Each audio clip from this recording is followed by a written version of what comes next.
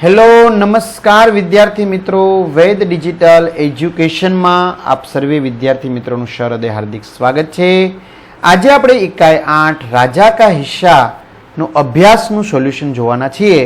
તો છેલ્લે સુધી જોવો, ચેનલ સબસ્ક્રાઇબ કરી વિડીયોને લાઈક કરો। પેલો निम्नलिखित संवाद किसने किससे कहा, क्यों कहा। भले आदमी, तुम यह क्या अत्याचार कर रहे हो, भला कहीं स्त्री को भी हल में जोता जाता है। यह वाक्य राजा भोज ने किसान से कहा, क्योंकि उसके हल में एक ही बैल था, दूसरे बैल की जगह उसकी स्त्री हल खींच रही थी।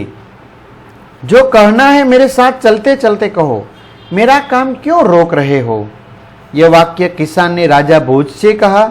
वह हल चलाना रोककर राजा से बात करना नहीं चाहता था।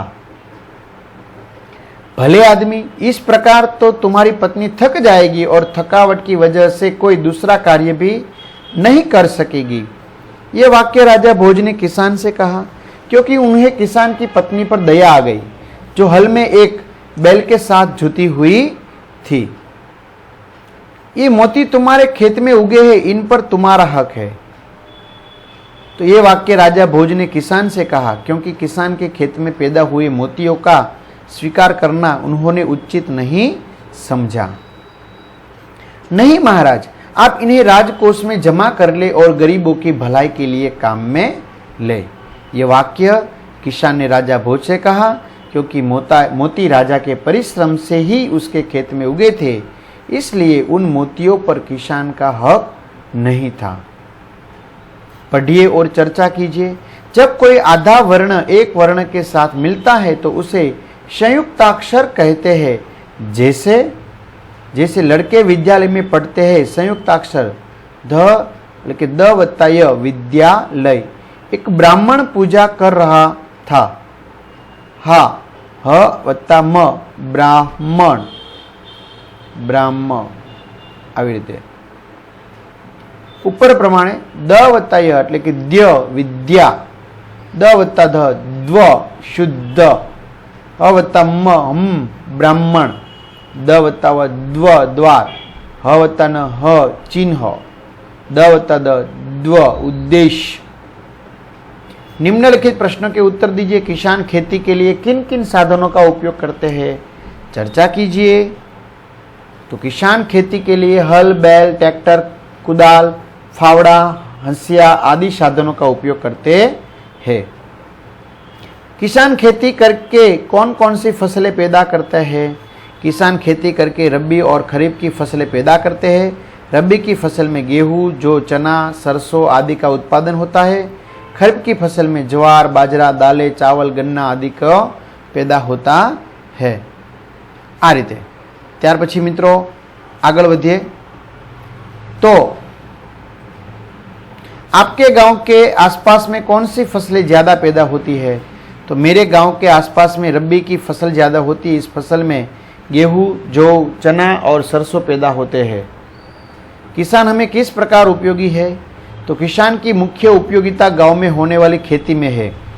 खेती करके वे तरह तरह के अनाज और सब्जियां पैदा करते हैं। किसान मूंगफली और गन्ने की फसलें भी उगाते हैं। उनके द्वारा उत्पन्न अनाज, सब्जियों आदि चीज़ें बाजार में बिकने के लिए आती है। क्या आप किसान बनना चाहेंगे? यदि हाँ तो क्यों, नहीं तो क्यों। तो हाँ, मैं किसान बनना चाहूँगा। किसान बनने से अनेक लाभ है। गांव की हवा शुद्ध होती है। पीने के लिए कुएं या नलकूप का शीतल जल मिलता है। अपने खेत में पैदा की गई ताज़ी सब्जियां खाने को मिलती है। अनाज बाजार से खरीदना नहीं पड़ता। अपनी पालतू गाय भैंस का ताज़ा दूध पीने को मिलता है। अब तो गांव में विद्यालय और दवाखाने भी खुल गए हैं। गांव में बिजली भी आ गई है, इसलिए अब गांव में पहले जैसी असुविधाएं नहीं है। इन्हीं कारणों से मुझे किसान बनना पसंद है। आप बैलगाड़ी में बैठकर घूमना चाहेंगे या मोटर गाड़ी में, क्यों। यूँ तो मोटर गाड़ी में घूमना मुझे पसंद है, परंतु वर्तमान परिस्थितियों में मुझे बैलगाड़ी ही ज़्यादा उचित लगती है। पेट्रोल और डीजल की कीमतें लगातार बढ़ती जा रही है। इनकी आपूर्ति पर भी ज़्यादा भरोसा नहीं किया जा सकता है। आए दिन मोटर गाड़ियों की दुर्घटनाएं होती रहती है। बैलगाड़ी की यात्रा अधिक मज़ेदार, सस्ती और सुरक्षित है, अतः मैं बैलगाड़ी में बैठकर घूमना चाहूँगा। पशु हमारे मित्र है, इस विषय पर चर्चा कीजिए। तो अनिल, सुनील, साहिल और हर्षिल नाम के लड़के बगीचे में बैठे हैं। पशु हमारे मित्र है, इस विषय में उनकी में चर्चा हो रही है। अनिल, इस बार मैं गांव में गया तो पीने को गाय का ताजा दूध मिला, वाह क्या स्वाद था उसका। सुनील, अरे मेरी दादी तो गांव से गाय का ताजा घी भेजती है, हमारे घर में तो उसी का उपयोग होता है। हर्षिल, मेरे दादाजी भी गांव में भैंस के दूध का मावा भेजते हैं, उस मावे से हम अनेक प्रकार की मिठाइयाँ बनाते हैं। साहिल, हमारे गांव में मेरे अंकल रहते हैं, उसके पास एक अच्छी नस्ल का घोड़ा है, मैं गांव जाता हूं तो जी भर घोड़े की सवारी करता हूं। अंकल ने एक कुत्ता भी पाला है, उसने एक बार चोरों को भगा दिया था और घर में चोरी नहीं होने दी। अनिल, हमारे घर में बैलों की जोड़ी है, दादाजी ने उनके नाम हीरा मोती रखे हैं।